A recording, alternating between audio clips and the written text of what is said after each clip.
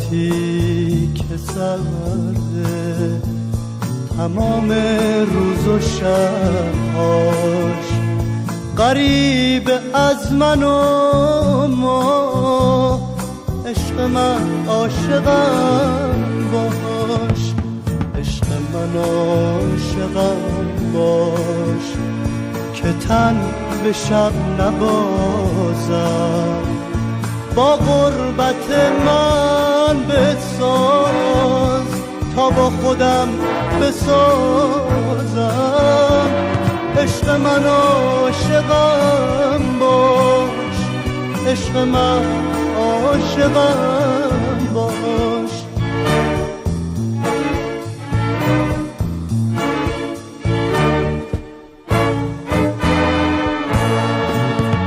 تو خواب عاشقانو تعبیر تازه کردی، کهنه حدیث عشقو تفسیر تازه کردی. گفتی که از تو گفتن یعنی نفس کشیدن، از خود گذشتن من یعنی به تو رسیدن.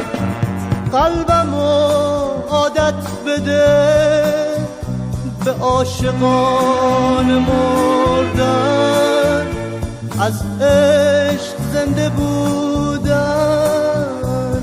از عشق جون سپردن.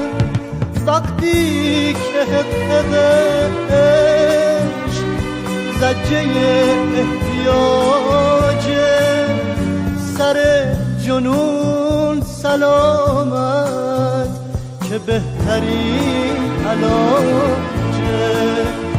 عشق من عاشقم باش، عشق من عاشقم باش، عشق من عاشقم باش، عشق من عاشقم باش.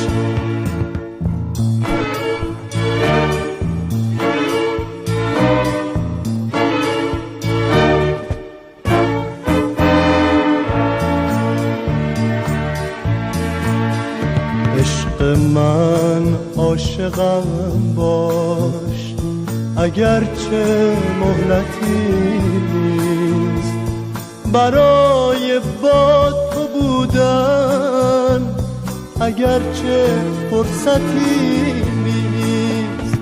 عشق من عاشقم باش، نزار بیفتم از پا، بمون با من که بی تو نمیرسم به فردا.